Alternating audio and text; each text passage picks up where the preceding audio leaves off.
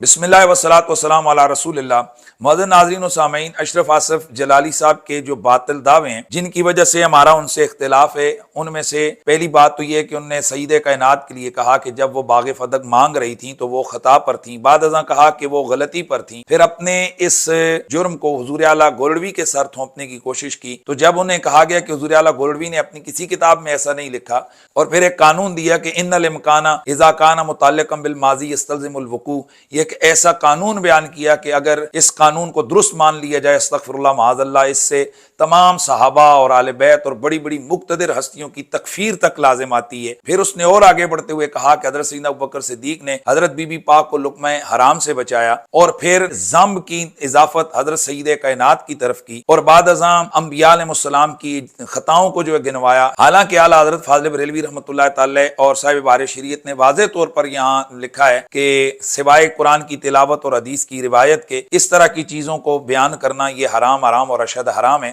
حضرت داؤد علیہ السلام کے بارے میں کہا کہ انہیں فیصلہ کرنے میں خطا ہو گئی۔ حضرت سیدنا ابراہیم علیہ السلام کے حوالے سے کلمہ کفر بولنے کا اس بات کیا، اور سب سے بڑھ کر یہ کہ نبی پاک صلی اللہ علیہ وسلم کے الفاظ کو نامناسب قرار دیا کہ جنہیں مقام و محل نے عدم مناسبت سے نکالا۔ اور طرفہ تماشا تو یہ ہے کہ گزشتہ دنوں اسی معاملے پر جلالی صاحب کے متعلقین اور مفتی چمن زمان نجم القادری کے درمیان تحریری مناظرہ ہوا، تو اس میں انہوں نے اسی ان کے باطل دعوے کو جب ہائی لائٹ کیا تو اس کا جواب دیتے ہوئے جلالی صاحب کے جو وکیل ہیں انہوں نے کہا کہ جناب اس میں کوئی بے ادبی اور گستاخی نہیں ہے، یہاں تک اپنے استاد کے دفاع میں کہہ دیا کہ امر خارجی کے اعتبار سے نامناسب امر کا ذات رسالت سے صادر ہونا حکمت کے پیش نظر درست ہے۔ اس چیز پر جب ان کا تعاقب کیا گیا تو پھر بعد ازاں اس شخص نے کہا کہ بھئی میں اپنے یہ الفاظ میرے کالعدم سمجھے جائیں، میری گفتگو ساری کالعدم سمجھی جائے، اور بعد ازاں جب علماء نے مزید تعاقب کیا تو پھر اس نے رجوع کی اور نامکمل اور مبہم توبہ کی۔ توبہ کے ارکان پورے نہیں کیے، کیونکہ توبہ کا رکن اعظم یہ ہے کہ آپ اپنی گناہ اور خطا کو تسلیم کریں اور اس کے بعد اس پر اللہ تعالیٰ سے معافی مانگیں۔ جبکہ ان صاحب نے لکھا کہ الفاظ کے چناؤ میں کوتاہی ہو گئی ہو تو اللہ تعالیٰ کی بارگاہ میں تائب ہو کر یہ الفاظ ہر حال میں واپس لیتا ہوں۔ اب یہاں جتنے اہل علم حضرات ہیں، میرا ان سے سوال ہے کہ وہ بتائیں کہ کیا یہاں توبہ کی شرط کو پورا کیا گیا ہے؟ کہ یہاں تو کہا گیا کوتاہی ہوئی ہو تو، یعنی یہاں اپنے خطا اور اپنی کوتاہی کا اعتراف نہیں کیا گیا، لہٰذا ان صاحب نے یہ توبہ تو کی لیکن نامکمل اور مبہم توبہ ہے، اس پر دوبارہ ان کو توبہ کرنی چاہیے اور انہیں چاہیے اپنے استاد کو بھی توبہ کروائیں۔ فدق کے معاملے میں ہمیشہ سے اہل سنت و جماعت کا یہ موقف رہا ہے کہ حضرت بی بی پاک نے جو مطالبہ فدق سیدنا ابوبکر صدیق سے کیا تھا تو وہ ان کا مطالبہ قرآن کے ظاہری عموم کی وجہ سے تھا، اور حضرت سیدنا ابوبکر صدیق رضی اللہ تعالیٰ عنہ کا جواب جو انہوں نے سیدہ کائنات کو دیا اور جو فیصلہ اس بابت میں فرمایا وہ اس عموم قرآنی کی دلیل مخصص اس حدیث کے مطابق تھا جو انہوں نے خود رسول اللہ صلی اللہ علیہ وآلہ وسلم سے سماعت فرمائی۔ یہ دونوں ہستیاں درست تھیں، ان میں سے کسی سے کوئی خطا کوئی غلطی سرزد نہیں ہوئی۔ جبکہ اشرف جلالی صاحب نے اپنا یہاں ایک نیا موقف امت کے سامنے پیش کیا کہ اس معاملہ فدق میں بی بی پاک نے جب مطالبہ فدق کیا تھا تو وہ خطا پر تھی، بعد ازاں انہوں نے جو لفظ بولے کہ وہ غلطی پر تھی، پھر کہا کہ حضرت بی بی پاک کی وہ جو خطا ہے تو یہ خطا اجتہادی ہے۔ اس پر علماء اہل سنت کی طرف سے یہ کہا گیا سیدہ کائنات کے لیے اس مقام پر جو آپ خطا کو خطا اجتہادی کے درجے میں لا کر تعویل کر رہے ہیں، یہ یہاں خطا اجتہادی کی تعویل ہو ہی نہیں سکتی ہے، اور اگر بالفرض خطا اجتہادی کی تعویل آپ کی مان بھی لی جائے تو سیدہ کی طرف اس خاص باغ فدق کے اس مطالبے کے اندر ان کے اس عمل کو جو کہ ظاہری قرآن کے مطابق تھا، اور اس پر اجماع صحابہ ہے کہ یہ عمل قرآن کے ظاہری عموم پر عمل کرتے ہوئے تھا، تو اس عمل کو اگر کوئی شخص خطا اجتہادی بھی قرار دے تو یہ سیدہ کی تنقیص شان ہے۔ اس کے اوپر ان حضرات کی طرف سے یہ دوبارہ موقف سامنے آیا کہ اگر کسی ہستی کی طرف خطا اجتہادی کی اضافت کر دی جائے تو یہ اس کی تنقیص شان نہیں، اس کی وجہ یہ ہے کہ خطا اجتہادی میں ایک نیکی کا ثبوت ہوتا ہے، لہٰذا یہ اس کی تنقیص شان نہیں۔ اس پر ہمارا موقف یہ ہے کہ ہاں اگر تو کسی ہستی سے کوئی امر اس سے صادر ہوا ہو،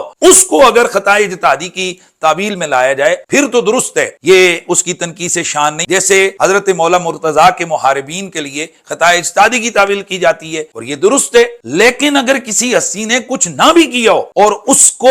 کہا جائے کہ اس نے خطا اجتہادی کی ہے، ایسی صورت میں یہ تنقیص شان ہے. اس پر ان کی طرف سے مزید آگے بڑھ کر موقف آیا. انہوں نے کہا نہیں, اگر کسی ہستی نے کچھ بھی نہ کیا ہو, خواہ مخواہ بھی اگر کہہ دیا جائے کہ فلاں بندہ, فلاں حضرت, فلاں شخصیت, فلاں صحابی, فلاں تابعی, فلاں اہل بیت کا بندہ وہ خطا اجتہادی برے, تو اس میں اس کی کوئی تنقیص شان نہیں ہے. اور میرا دعویٰ ہے کہ اگر خطا اجتہادی نہ بھی ہو پھر بھی منسوب کر دی جائے تو کوئی عیب نہیں ہوتا, یہ عیب ہے ہی نہیں. پچھلے دنوں سے یہ لوگ مناظرے کا ایک وویلا کر رہے تھے. مناظرہ کا چیلنج میں نے اشرف جلالی صاحب کو کیا اور ان کی طرف سے اس کو کوئی جواب نہیں آیا. ان کے بنائے ہوئے اصول کے مطابق چونکہ میں نے اشرف جلالی صاحب کو 1 نہیں 2 نہیں 3 مرتبہ سے زائد مرتبہ ٹائم دیا, ان کی طرف سے کوئی جواب نہیں آیا. لہذا ان نے اپنی طرف سے ایک قانون اور اصول بیان کیے, اس قانون اور اصول کے تحت وہ مناظرہ میں جیت گئے ہوں. 26 دسمبر شام 6 بجے تک کا ہم نے ٹائم دیا اور عرفان شاہ کی طرف سے کوئی جواب نہیں آیا. ایک تو یہ شکست, عرفان شاہ ایک مرتبہ پھر اس میدان میں شکست خوردہ ہوا اور اب وہ قصہ پارینہ بن چکا. جیسے یہ لوگ کہتے ہیں ہم نے فلاں وقت سید عرفان شاہ صاحب کو دیا, لہٰذا ان کی طرف سے جواب نہیں آیا تو ہم مناظرہ جیت گئے, ان کی شکست ہو گئی. اسی طرح میں نے اشرف جلالی کو مناظرے کا چیلنج کیا, اس کی طرف سے جواب نہیں آیا, لہٰذا اس کی یہ شکست ہے اور میں مناظرہ جیت گیا. بھئی جو اصول تم نے بیان کیا وہی اصول میں نے بیان کیا. بہرحال میں پہلے بھی کہہ چکا ہوں یہ لوگ میدان مناظرہ میں کبھی نہیں آئیں گے. جب کبھی بھی مناظرے کا اہتمام کیا جائے گا تو یہ لوگ, میں آپ کو ابھی سے کہہ رہا ہوں کہ یہ وہاں پر کوئی نہ کوئی دگڑ بازی کریں گے کہ تاکہ مناظرہ پرامن طریقے سے منعقد نہ ہو, کیونکہ جس دن مناظرہ منعقد ہو گیا یہ بری طرح سے یہ لوگوں کے سامنے ایکسپوز ہوں گے. معزز ناظرین, مناظرہ تو نہیں ہوا لیکن مناظرے سے پہلے اللہ تبارک و تعالیٰ نے میری مدد کی اور الحمدللہ العظیم اس مالک کی مہربانی ہے کہ میرا موقف ثابت ہو گیا اور مناظرہ کیے بغیر میں مناظرہ جیت گیا. مناظرہ کیے بغیر میرا موقف الحمدللہ ان لوگوں نے مان لیا. آپ حیران ہوں گے وہ کیسے. معزز ناظرین و سامعین,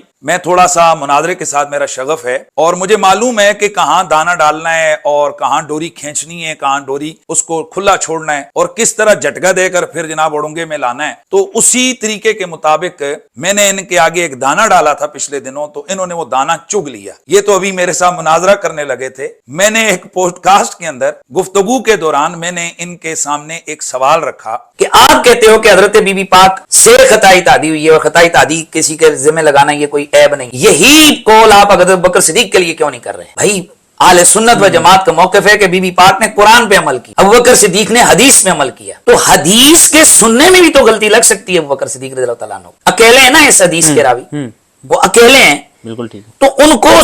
سمجھنے میں خطا اجتہادی لگ سکتی ہے. تو اگر یہ کہہ دیا جائے کہ یہ جو حضرت ابو بکر صدیق بی بی پاک کو منع فرما رہے تھے, نہ کر رہے تھے, تو ان سے خطا ہوئی, اور بعد میں مہینے بعد کو نہیں ان سے خطا اجتہادی ہوئی, اور پھر وہی سارے دلائل یہاں رکھو جو بی بی پاک کے لیے رکھ رہے ہو. تو میں سننے والوں سے کہتا ہوں دل پہ ہاتھ رکھ کے بتاؤ, کیا یہ ابو بکر صدیق کے شایان شان ہے؟ یہ ابو بکر صدیق کی بیعت بھی ہوگی کہ نہیں ہوگی؟ اگر نہیں ہوگی تو پھر کیوں, اور اگر ہوگی تو پھر کیوں؟ تو سیم پوزیشن ہے دونوں طرف کہ جو حدیث میں عمل کر رہے ہیں اگر اس کے لیے خطا اجتہادی آپ ثابت کرنے کی کوشش کریں تو یہ آپ اہل سنت سے خارج ہو جائیں گے. جو قرآن پہ عمل کر رہی ہے کہ تم کہتے ہو کہ سیدہ کائنات بی بی پاک سلام اللہ علیہا آپ کی طرف خطائے اجتہادی کی اگر نسبت کر دی جائے, باوجود ہے کہ حالانکہ وہ قرآن کے ظاہری عموم پر عمل کر رہی ہیں, تو اس میں ان کی کوئی تنقیص شان. تو میں نے ان کے سامنے ایک الزامی سوال رکھا کہ مجھے یہ سوال کا جواب دو, اگر کوئی بندہ یہ کہے کہ اس فدق کے معاملے میں سیدنا ابو بکر صدیق کا عمل حدیث رسول کے مطابق تھا اور اس فدق کے معاملے میں فیصلہ کرنے کے اندر یا اس حدیث پر عمل کرنے کے حوالے سے حضرت ابو بکر صدیق رضی اللہ تعالی عنہ سے خطا اجتہادی ہو سکتی تھی. اگر کوئی کہے کہ ان سے یہاں خطا اجتہادی ہو گئی ہے, یا وہ یہ کہے کہ وہ خطا پر تھے اس فیصلہ کرنے میں, اور بعد ازاں وہ کہے کہ جی نہیں ان کا یہ جو فیصلہ تھا وہ خطا اجتہادی تھی, تو بتاؤ کہ کیا ایسا شخص وہ سیدنا ابو بکر صدیق کا بے ادب کہلائے گا یا نہیں کہلائے گا؟ سیدہ کا عمل قرآن کے ظاہر پر, سیدنا ابو بکر صدیق کا عمل حدیث کے مطابق. سیدہ کے لیے حضور اعلیٰ گولڑوی نے فرمایا کہ بھائی امکان خطا ہے, اس امکان کو آپ وقوع کے اندر لے کر گئے, اور آپ نے کہا جب وہ مانگ رہی تھی تو خطا پر تھی. یعنی یہ فرمایا کہ مسئلہ باغ فدق میں یہ روافض تم دلیل نہ بناؤ کہ معصوم تھی تو مانگنا ہی حق کی دلیل ہے. نہیں, خطا کا امکان تھا اور خطا پر تھیں, اب مانگ رہی تھیں, خطا پر تھیں. تو انہی حضور اعلیٰ گولڑوی نے ملفوظات شریف کے اندر اسی فدق کے معاملے میں امکان خطا کو صحابہ کرام کے لیے بھی انہوں نے جائز رکھا. آپ لکھتے ہیں, آپ یہ پڑھ سکتے ہیں یہ سامنے سکرین پر, کہ ہو سکتا ہے, یعنی اس فدق کے معاملے میں ہو سکتا ہے صحابہ کرام سے کوئی اجتہادی قصور یا خطا ظاہر ہوئی یا باہمی منازعات نے ان کے درمیان صورت کشیدگی پیدا کی ہو, لیکن واجب العصمت تو صرف ملائکہ اور انبیاء ہیں, نہ کہ صحابہ کرام. معزز ناظرین و سامعین, حضور اعلیٰ گولڑوی نے اگر سیدہ کائنات کے لیے کہا کہ وہاں امکان خطا ہے, انہی حضور اعلیٰ گولڑوی نے دوسری طرف بھی کہا کہ یہاں بھی امکان خطا ہے. سوال یہ تھا الزامی کہ اگر کوئی شخص یہ کہے کہ ابو بکر صدیق اس فیصلہ کرنے میں خطا پر تھے اور بعد ازاں کہے کہ جی میری مراد خطا اجتہادی ہے, تو بتاؤ کہ ایسا شخص بے ادب ہوگا یا نہیں. میرا موقف اس بارے میں کیا ہے, یا کیا میں نے وہاں بیان کیا کہ اگر ابو بکر صدیق کے لیے بھی کوئی خطا اجتہادی کی بات کرے وہ بھی بے ادب ہے, اور سیدہ کے لیے کرے وہ بھی بے ادب ہے. اور میں اپنی گفتگو میں کہہ بھی رہا ہوں کہ اگر سیدنا ابو بکر صدیق کے لیے کوئی ایسا کرے گا تو وہ اہل سنت سے خارج ہوگا. کہ جو حدیث میں عمل کر رہے اگر اس کے لیے خطا اجتہادی آپ ثابت کرنے کی کوشش کریں تو یہ آپ اہل سنت سے خارج ہو جائیں گے. جو قرآن پہ عمل کر رہی ہے, میرا ان پر الزامی سوال تھا کہ اگر کوئی شخص یہ کہے کہ بھائی حضرت ابوبکر صدیق سے امکان خطا تھا, ان سے اجتہادی خطا ہو گئی, تو بتاؤ وہ بے ادب ہوگا یا نہیں ہوگا. یہ میرا ان کے لیے اڑونگا تھا, میرا ان کے لیے دانا تھا. لیجئے وہ دانا یہ چگ گئے. ان کی طرف سے آپ لوگ دیکھ رہے ہیں کہ جناب دڑا دڑ ویڈیوز بن رہی ہیں, ان کی طرف سے موقف سامنے آ رہے ہیں, ان کے جناب پھکڑ باز خطیب تقریریں کر رہے ہیں, واہ واہ واہ واہ پوسٹنگ ہو رہی ہے. حنیف قریشی نے سیدنا ابوبکر کی گستاخی کر دی, حنیف قریشی سیدنا ابوبکر صدیق کا بے ادب ہے. کسی نے تو یہاں تک بھی کہا ہے کہ وہ جو سیفی علی خان نے کہا تھا حنیف قریشی کی بات اس سے بھی زیادہ خطرناک ہے. حنیف قریشی نے سیدنا صدیق اکبر رضی اللہ تعالیٰ عنہ کے بارے میں جو کچھ کہا ہے وہ صریح گستاخی بے ادبی ہے. اس نے جو سیدنا صدیق اکبر رضی اللہ تعالیٰ عنہ کی ذات پر تان کیا اور الزام لگایا کہ یہ بھی تو پھر ہو سکتا ہے کہ وہ اکیلے راوی تھے, پھر ان سے حدیث سننے میں غلطی لگ گئی ہو. جتنے منہ اتنی باتیں, میں بھی خاموشی سے دیکھتا رہا, ان کو ڈھیل دیتا رہا کہ بیٹا جاؤ کتنے بولو گے. بہرحال آج تک اگر میں چاہتا تو اس بات کو میں پہلے دن ہی میں اعلان کر دیتا, جی لو میرا موقف ثابت ہو گیا, لیکن میں دیکھنا چاہ رہا تھا یہ لوگ کہاں تک جاتے ہیں, اور وہ آپ سب کے سامنے آ گیا. یہ لوگ ایکسپوز ہو گئے, حالانکہ میں نے امکان کی بات کی تھی اور میں نے الزامی سوال کیا تھا. انہوں نے اس کے باوجود کہا دیکھو ابوبکر صدیق کی بے ادبی ہو گئی, اور یقیناً کئی لوگوں نے اس درد کو محسوس کیا ہوگا کہ جناب دیکھو ابوبکر صدیق کے لیے یہ کہہ دیا کہ اجتہادی خطا ہو گئی, حالانکہ میرا یہ موقف ہے ہی نہیں. میں نے تو یہاں الزامی سوال کیا کہ اگر کوئی کہے تو پھر, تو آپ سب نے درد محسوس کیا کہ یہ ان کی بے ادبی ہے. تو یہی تو میرا مقصود ہے جسے میں ثابت کر رہا تھا, یہی تو میرا دعویٰ ہے. یہ تو کہہ چکے ہیں اس سے پہلے کہ انبیاء سے بھی اجتہادی خطا ہو سکتی ہے. تو بھائی کیا حضرت ابوبکر صدیق نبیوں سے بھی اوپر تم مانتے انہیں کہ نبیوں سے اجتہادی خطا ہو سکتی ہے؟ تو میں نے بھی تو یہی اس سوال میں وہ الزامی سوال کے طور پر کہا کہ کیا ابوبکر صدیق سے بھی تو حدیث کے معاملے میں خطا ہو سکتی ہے, اتنی بات کہی. اور یہ تم نبیوں کے لیے کہتے ہو کہ انبیاء سے اجتہادی خطا ہو سکتی ہے. تو اب میں پوچھتا ہوں, جو بات نبیوں کے لیے بے ادبی اور گستاخی نہیں, وہ ابوبکر صدیق کے لیے محض امکانی صورت بیان کرنے میں, محض الزامی صورت بیان کرنے میں وہ کیسے گستاخی ہو گئی؟ ابوبکر صدیق نبیوں سے بڑھ گئے. اور دوسری بات یہ ہے کہ جب آپ لوگوں کو یہ محسوس ہو گیا کہ یہاں حضرت سیدنا ابوبکر صدیق کی بے ادبی اور گستاخی ظاہر ہو رہی ہے, حالانکہ میرا موقف نہیں, الزامی سوال کے طور پر, الزامی سوال کے طور پر اگر درد اٹھ گیا تو پھر میں پوچھتا ہوں کہ پچھلے 3 سال سے یہی تو ہم چیخ رہے ہیں کہ سیدہ کے لیے ان کے حوالے سے اس معاملے میں جبکہ وہ قرآن کے ظاہر پر عمل کر رہی ہیں, اور انہیں بھی اگر تم خطا یہ خطا اجتہادی بھی کہو گے تو یہ ان کی بے ادبی ہے. یہی تو میں اتنے عرصے سے چیخ رہا ہوں, اور ہمارا یہی موقف اتنے عرصے سے ہم لوگ بول رہے ہیں. والحمدللہ رب العالمین, بالآخر انہی لوگوں کی زبان سے یہ میرا موقف ثابت ہو گیا. اگر ثابت نہیں ہوا تو پھر پوچھیں ان سے کہ انہوں نے میری ان باتوں کو بے ادبی اور گستاخی کیوں کہا. بھائی میں نے تو ابوبکر صدیق کے لیے کہا بھی نہیں کہ انہوں نے خطا اجتہادی کی, میں نے ایک سوال کیا, صرف الزامی سوال. اور یہ بھی ذہن میں رہے کہ میں نے اپنی وہاں سوال کے اندر کہا کہ الزامی سوال کے طور پر کہ ابوبکر صدیق چونکہ اس حدیث کے اکیلے راوی ہیں, حالانکہ سب جو اہل علم ہیں ان کو معلوم ہے کہ جب الزامی سوال ہوتا ہے تو وہ بندے کا اپنا موقف نہیں ہوتا ہر جگہ. اگر یہی بات ہے تو پھر میں پوچھتا ہوں, اعلیٰ حضرت فاضل بریلوی رحمۃ اللہ تعالی علیہ کہتے ہیں کہ جو بندیوں کا خدا تو وہ ہے کہ جو لواطت کر سکتا ہے, زنا کر سکتا ہے, فلاں کر, وہ آگے ساری چیزیں وہ بیان کرتے ہیں. تو اگر یہ کسی سوال کرنے والے کا موقف ہوتا ہے اس کا سارا سوال کرنا الزامی طور پر, تو پھر کیا خیال ہے آپ کا کہ اعلیٰ حضرت معاذ